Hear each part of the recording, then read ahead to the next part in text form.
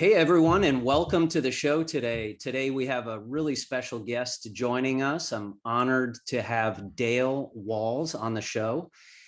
Dale, at the age of 17, was lost in life without purpose or direction, an only child of a broken home and living in his grandmother's attic. While being stitched up following a bloody street fight, he agreed to attend a week-long boot camp hosted by the American Legion, run by the U.S. Marines. This set Dale on a lifelong path and leadership into high performance.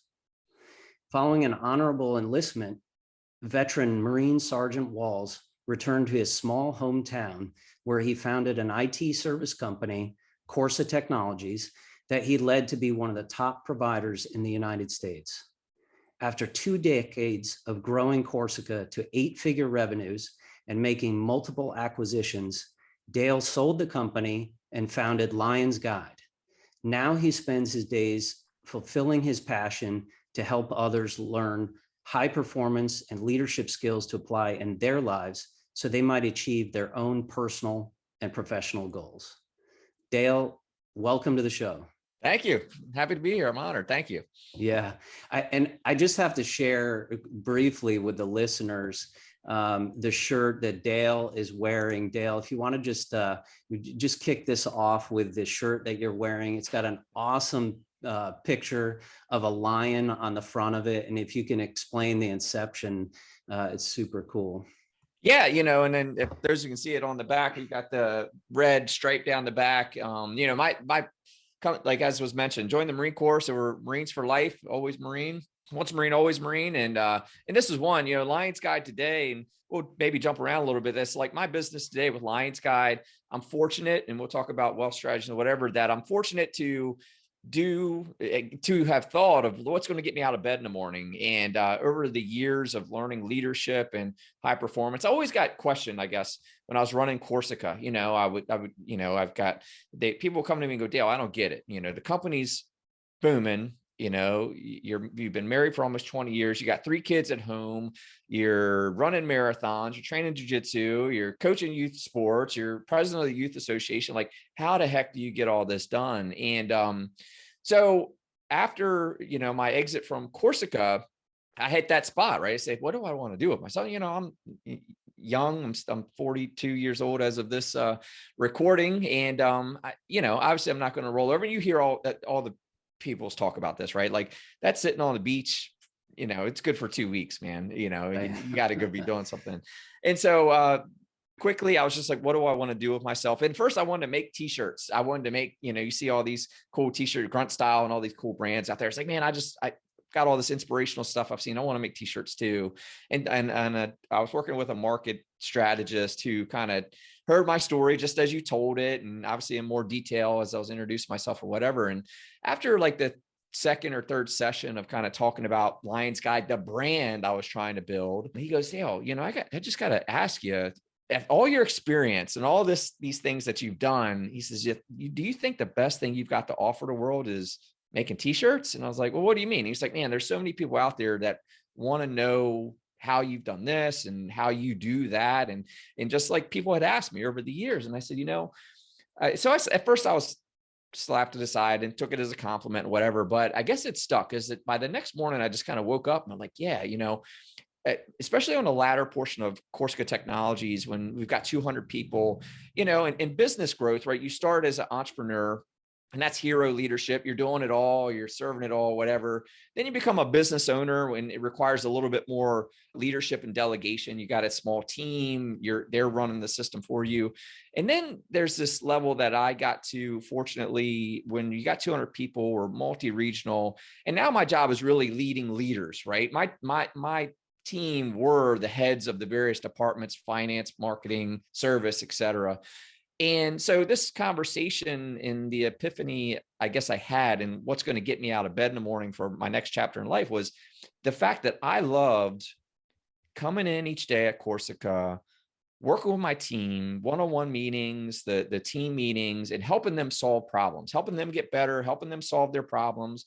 Certainly a ton of them were in the business. And then there were personal ones too, and man, I loved that. I loved when they'd hit me with a challenge that they faced, and I go, man, go read this book, or, hey, here's some tips for you. And it was so fulfilling. And I've since reflected back and said, really, that was why I started Corsica Technologies in the first place. I'm not a tech nerd. I'm not all excited about new technology per se, but even though I can probably make your laptop stand up and do a backflip, what I got out of it was, like, I got all that training in the Marine Corps, in IT. And what I loved was taking what I knew and serving small and medium businesses with their problems, right? It was just that being of service mindset. And it's very fulfilling for me. And in looking back, that's it again, right? It's not tech this time. It's just to get 2 decades of experience in personal, professional growth, business growth, and so on. And I love it. I love when someone goes, hey man, help me, tell me this. How did you do that? What could I be doing better? And so their Lions Guide was born. This is what I do. I've been doing it for last year. Had a lot of fun, a lot of success with it. Yeah, that's outstanding, Dale. There's really just so much to unpack in your initial bio. So I'd love to just actually backtrack a little bit and, tell everyone, what was it like? I mean, it sounds like you had a pretty tough childhood. And, what was really your inspiration for joining the Marines? A lot of people don't really do that. Right. And then how did you go from, Marine Corps into, founding an IT services company? I mean, those are two, massive transitions, really. Yeah. For me, like growing up in a fatherless home, and look, I certainly people have had rougher lives than I, but I come from, like, a jokingly, especially back then, Mayberry. Everyone knew who I was, who my parents were. Everyone knows everyone around here. It's grown quite a bit since those days, but and not a ton of people go to college around here. It's a blue collar town, bedroom community, even, and not having any male role models in my life to help guide me. Like my even though I was living in our grandmother's house, my grandfather was physically disabled from a stroke, incapacitated. So we were all serving him, my grandmother the most, certainly. My mom and I, until my grandfather passed, actually shared the bed in the attic, and we were living there. My father was gone. And I was that kid that had no model to aspire to, and running amok, and look, I knew right from wrong. I wasn't doing terrible things, but I was testing the world and see what I could get away with. And so, like I say, that through that time, no direction. One day my mouth got me in trouble. I got in a fist fight, came home, and I was a bloody mess. And, and I still remember this day. I come in the door, my grandmother sees me, and here she is, senior, looking at me like, what is going on? I was busted up. So my mom had to take me to the hospital to get stitches. And I was sitting there, and this was at the end of my junior year. And when you finish your junior year, you get these letters from Boy State inviting you to come or whatever. So I'm sitting in there in the hospital. I just got the Novocaine needle in my lip, which everyone loves. It's like the worst part. On the inside of my lip, I'm getting shot up, and the nurse or whoever gave it to me leaves the room. And I see my mom kind of sitting over there, like, I would say, like, I don't know. To me, she had tears in her eyes. And it was just kind of, and she looked at me and she goes, will you go to this Boy State thing? And I don't even know if she knew what it was, but she asked me, and just kind of, and probably that was the time I remember, like, seeing that my directionless wasn't about me. It was hurting those around me.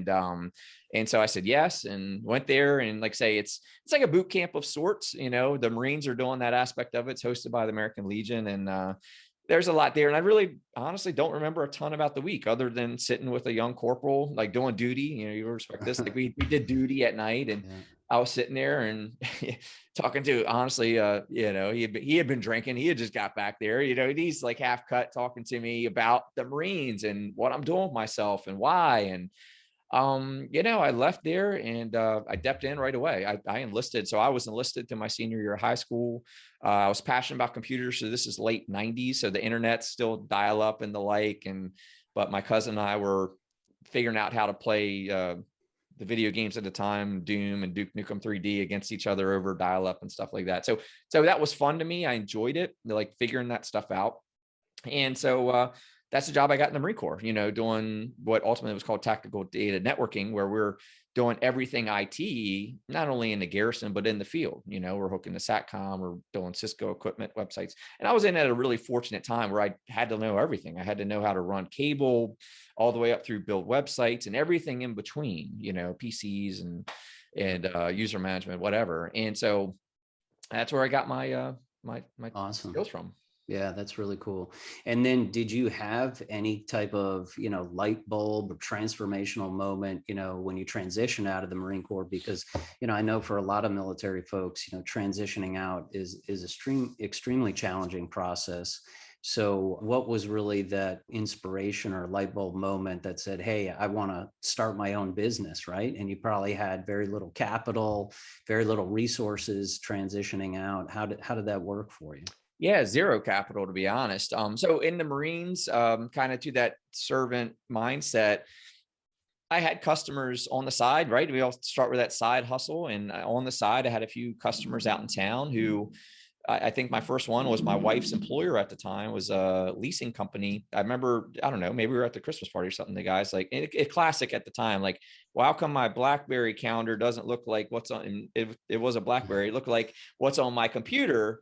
And I'm like, oh, watch this. And he's like, wow. And he's blown away. And then I started doing hourly service for them, and they introduced me to other people. So I had, like 10 accounts on the side that I just billed by the hour. And as we got closer to my EAS, I told my wife, I said, when we get back home, because we were coming back home, we had been away for all those years. And I said, when I get home, I'm going to do this back home. And so that's what I did. I came back and I took a job, I had clearance and stuff, and here near DC, plenty of job opportunities for me in IT, especially. So got out, took a job, but started learning, like, okay, how do I do this for real? End up incorporating in 2003. Same thing, put an ad in the Yellow Pages. My cousin, who I talked about earlier, was doing HVAC systems at the time, but it was, IT is always kind of chicken and the egg. Like, people won't give you a job unless you have experience, and how you're going to get the experience if no one will give you a job, type of thing. Right. He was kind of that. And so I told him, I said, hey, I'm going to put an ad in the Yellow Pages. You can go serve them while I was working in DC, and I'll pay you X dollars an hour. And that started and that grew. And then he was full time. And then I needed someone to administer it. So I hired my wife full time, and the rest is history. There it was. Excellent. Yeah, that's excellent. So, Dale, we talk about really, overall wealth strategy on, on our show and our community, and talking about really kind of an alternative wealth strategy. And what would you say that is for you today? I know we've kind of talked about real estate a little bit. You've built a business, you've had tremendous success there. And what does wealth mean to you? And do you have a personal wealth strategy that you could share?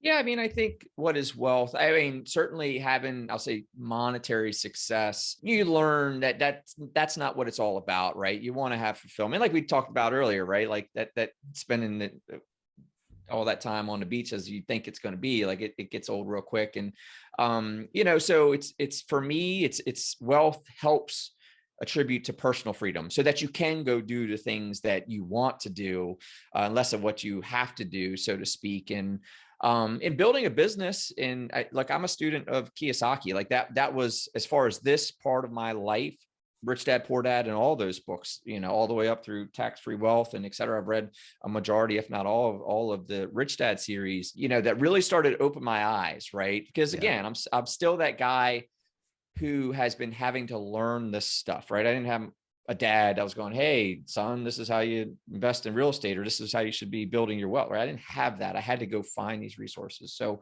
I ended up, because I was in town, I started in real estate because I was making money with Corsica, and I was going through my small town. It's like breaking my heart. I was seeing all these dilapidated buildings, like right on Main Street.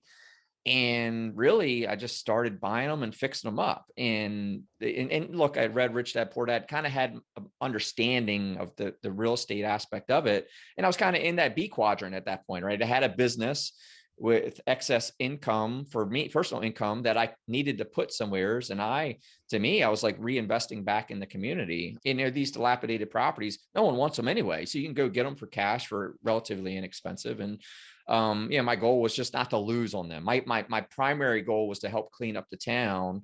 My secondary goal was not to lose money. And that got me into this I'll say game for a minute of, what's possible here. And I started acquiring properties and, again, really dilapidated properties that I could turn into class Bs, a single family, multi-units. Some I had to demo, and some lots I still own today. But like I said, my goal was to help clean up the area. Yeah, that's excellent. Yeah, and just to back up a sec, I think for listeners, I think most folks are familiar with this, but if you're not familiar with this, in Robert Kiyosaki's Cashflow quadrant is such an illuminating graphic. It's very simple, but it really explains 4 different quadrants, right? Where you can be either an employee, where you're W-2 salaried, or you're self-employed, like you just own your own business and you're working inside the business, or you can be a business owner, as Dale pointed out, right, which is someone who's actually running a business system, right? The entire thing can run without him or her. And then you also have an investor. And what's interesting about this is when you can align yourself as a business owner or an investor, number one, you're actually most set up from a tax standpoint, right? All of the tax code is actually really a roadmap of incentives for business owners and investors. Right. So once you apply yourself in that way, you're really going to be set up quite well. So I think that was really a key learning point. So thanks for sharing that. Yeah, 100%. And people ask me about that. Like, certainly, if you haven't, read Rich Dad Poor Dad. But my favorite of the series has been the cash flow quadrant. I think that's kind of one of the things. Some of my biggest takeaways were there. Yeah, for sure. So Dale, I mean, let's jump into a little bit from a personal development standpoint. I mean, you talked about earlier in your bio, like super impressive list of, activities that you're doing, from, marathons, jujitsu, being an awesome father, excellent business owner. So you must have a rock solid, personal development program. And I know that's part of the format of what you're doing with Lions Guide as well. So maybe you could share with us a little bit about that. Yeah, I mean, at its highest level, kind of at my core success philosophy is around 3 elements, which is establishing clarity, having courage, and leading the way. And, for the interest of time here, right, I feel like clarity, right, having a vision, right, having the knowledge that you need to enact that vision, and always seeking truth. So when you talk about like real estate and folks trying to find alternate investment strategies, right? Like really having a vision for it. Like, what do you want? Like, what do you want to get out of it? What do you want to see? In my case, I wanted to clean up the town, for example. In other people's case, it might be, hey, I want to get a profitable rental, whatever it is, but you got to bring clarity to that. And then the other element of clarity is knowledge, right? So what do you need to know to make that happen, right? What resources do you need? What skills do you need? What do you need to learn? And then the truth, right? Now, and that gets into, and for this topic conversation, right? Market analysis is running your calculators. Like, what's the truth of this thing, right? Like, what does it look like, dealing with real information, and even being honest with yourself, and so on. So, and then the more clarity you establish, the more your confidence grows, and confidence leads to courage. Courage leads to action. So, I found that the more you can invest in establishing that clarity, the more confident, because right, we fear the unknown. So our goal needs to be shine a lights on it, right? And go find those answers out so that you can have that confidence that you need. And then finally, the third element is just leadership and leading the way. I mean, this isn't new to anyone who's listening, but it's the truth. Like, no one's going to give it to you, right? No one's going to go, hey, here's your first real estate property or whatever, or your wealth strategy. No one's going to give it to you. You've got to go out there and find it, because the truth of the matter is we all have our own struggles and things that we're trying to accomplish. So we don't have time to solve for everyone else's problems, right? And so you've got to take ownership and go lead the way to that vision and the things that you want. And so establish clarity, have courage, and lead is really the core of my philosophy today. Yeah, that's awesome, Dale. That really resonates. I'm part of the Strategic Coach program, which is really focused for entrepreneurs, and they have this concept called the 4 C's. So the first in the C's being basically making a commitment to do something, right? And then kind of, putting that out there. Then the second one would be having the courage to actually, try to achieve, what you're trying to achieve.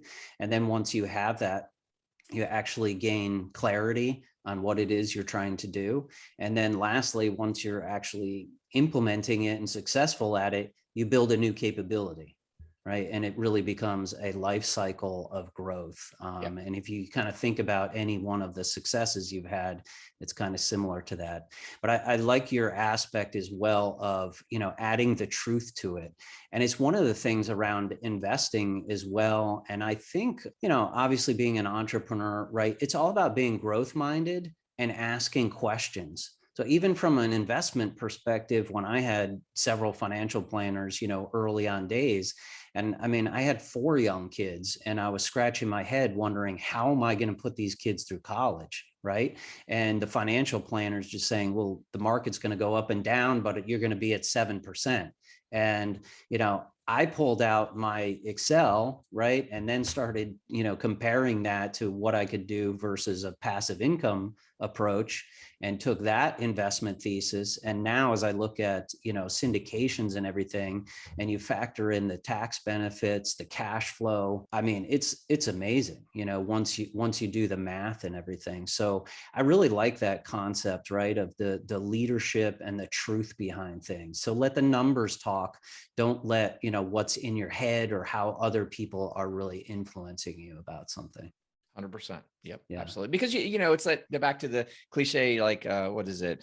Measure twice, cut once. Right. And if you aren't measuring twice and getting that truth in front of you, and instead you're operating on assumption or misinformation, and you find yourself a mile off track or maybe in a losing position because you just didn't do that diligence, you just don't want to be there. It's a long climb back to where you want to be. Yeah. And it's being educated, about your decisions, right? Yeah. And that's what Warren Buffett talks about, right? If you're not educated, right, then then that's where the risk is, right? Yeah. Things are risky, but when you become educated and you trust your sources, then the truth will prevail. Absolutely. Yeah. Tell me also about, again, on this topic of personal development, how about from a morning routine perspective? I know for me and many others, that was really one of the, foundational things. And I consider it kind of an anchor, in my lifestyle, to being able to get a lot of things done and being very intentional about it. In the Marines, we certainly didn't have time for things like that. But could you share with us, your morning routine and success habits? Yeah, absolutely. So I've kind of broken my day up into my personal development time early, and then my business development time, and then what they call the manager's afternoon, where that's when a lot of my engagements are mostly. But my early time, my personal development time, reading every day, get up, read. But I'll be honest, like my first part of my day is I get up. My wife and I both get up at 4 a.m. and the first part of our day is we have basically a coffee date with each other, and we kind of catch up. Because when you have kids and you have businesses, and that it's hard to find time even there. And her and I have been married 22 years now, grew together since my time in the Marine Corps. And so we really know that we're number one. So we actually start our day there, and that's our quiet time when the kids are still sleeping. But then 5 o'clock, we both go work out in our respective areas. And then, let's see, meditation's become a big part of my life today, just from the mindfulness perspective, which I've come to appreciate is kind of like a new area for me, for my own personal growth, because I've always done the physical stuff, the distance running, the jujitsu and all that, but kind of digging into, that mindfulness aspect. So I brought meditation into my routine in the mornings now. And then, I do use that quiet time before everyone else is going to kind of set another hour aside for work on whatever my major project is at that time, because again, it's that quiet time before the rest of the world is woken up is invaluable. You can get so much done. So really that's my day. I start it, with my wife, and get my workout in, get some reading in, and focus on my major project. Yeah, I love it. I mean, I think meditation has got to be, for me, like one of the top 3 skills that I've learned in life, and if you don't have, let's say you were at a point where you couldn't, have that, say, physical exercise or doing different things, you always have your mind and your breath, right? And everything is about your own perspective. So I've actually, even with my kids, over the years, I've incented them, I'll pay you $200 if you could just meditate for 5 days straight. It's 12 minutes each day. That's all it takes. It's nothing but just something, to encourage them into that. But it's been one of the most powerful practices that I've developed over the years as well. So that's really cool, and definitely leads to kind of what you were talking about earlier, right? Around the, getting clarity, right, as one of your pillars. Like meditation is just absolutely key for that. Are you still running, Dale?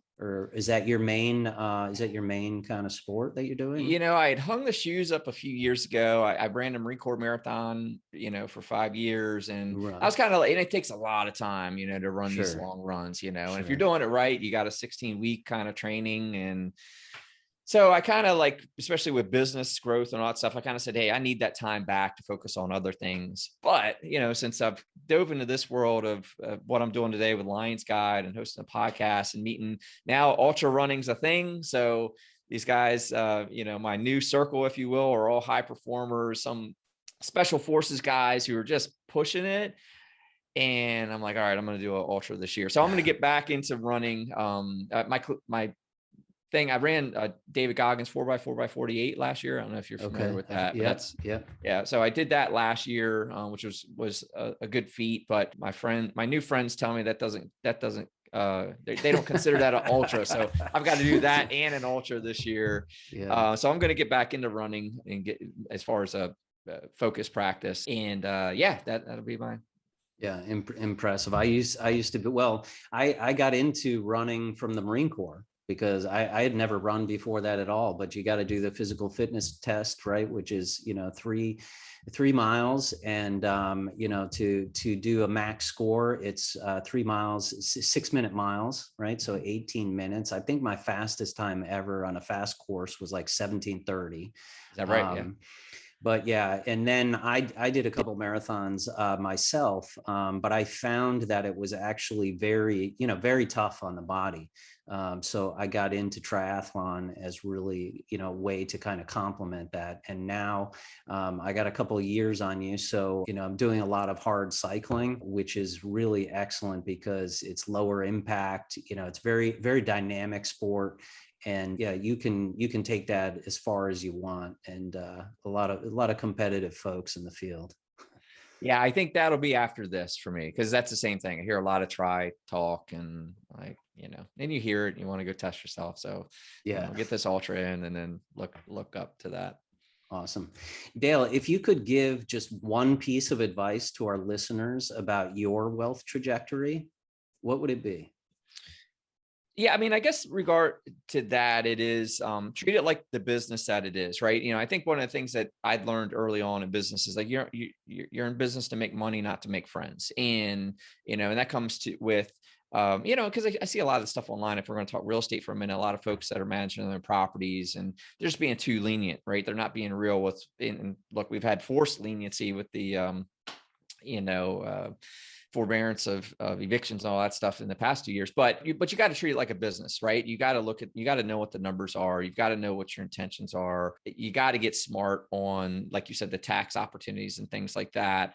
So that you can have constructive conversations with your advisors, right? You don't need to be the expert in tax, but you need to be capable of carrying a conversation with your CPA or whoever, your wealth advisors, because at the end of the day, they've got a job to do, but it's your money, right? It's your wealth. It's your goal. So you need to help guide them to where you want to go, if that makes sense. And that takes, treating it seriously, learning what you need to learn, and not being passive about it. And again, back to leading the way, right? Take charge of it, Yeah. Excellent. It's your future, right? If you don't take charge of it, somebody else will.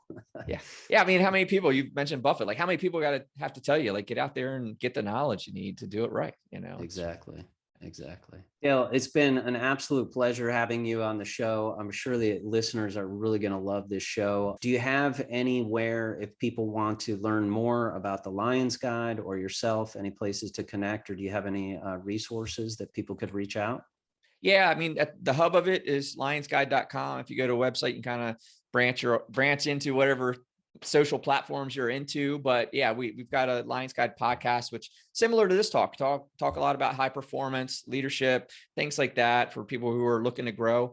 I'm on LinkedIn, probably most active there. So you can find me easily. Just look for the beard and and YouTube and the podcast and all that stuff's out there. But lionsguide.com, if you get on there and you register for free, you get access to some basic trainings I have out there. I also run leadership workshops for 12 weeks weekly, where we kind of dive in and we dig in and go through different high performance areas and help people kind of break through to their next level of themselves. Excellent. Excellent. We'll put a link in the show notes for that. Cool. Make sure everyone can find it. Dale, thanks again for coming on. Yeah. Thanks, Dave. I appreciate it. Awesome.